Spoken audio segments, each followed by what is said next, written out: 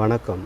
உங்கள் நெல்லை மாவட்டத்திலேருந்து வாசகன் ரிப்போர்ட்டர். விழிப்புணர்வு செய்திகளுக்காக மட்டுமல்ல, மக்களின் தேவைக்கும் நலன் கருதி விழிப்புணர்வை வெளிப்படுத்தும் மக்கள் மன்றத்தின் ஒருவனாகவும் பேசிக்கொண்டிருக்கிறேன்.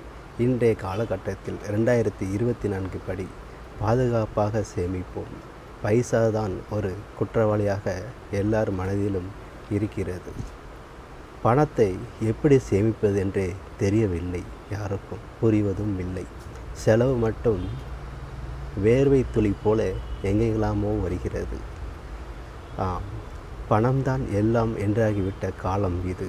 வாழ்க்கை தரத்தை நிர்ணயிக்கும் சக்தி மிக்க கருவியாக பணமே உள்ளது. வெறும் சம்பாத்தியத்தால் மட்டுமே பணம் பெருகி விடுவதில்லை. சிக்கனமும் சேமிப்பும் இருந்தால் மட்டும்தான் பணத்தை பெருக்க முடிகிறது.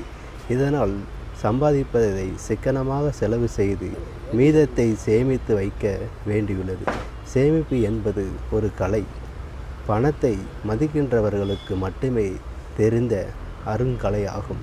சிறு துளிதான் பெருவெள்ளம் ஆகிறது. எடுத்த எடுப்பிலே லட்சாதிபதியாவதும் முடியாத காரியம். 1000 10,000 ரூபாய் என்று சிறுக சிறுக சேமித்தால் மட்டுமே ஓரிரு நாட்களில் லட்சாதிபதி ஆவதும் நிச்சயம். சேமிப்பதற்கு பல வழிகள் இருக்கின்றன. முன்பெல்லாம் முந்தியில் முடிந்தும் முந்தானையில் முடிந்தும் பானைக்குள் பத்திரப்படுத்தியும் பூமிக்குள் புதைத்தும் சேமித்து வைத்தனர்.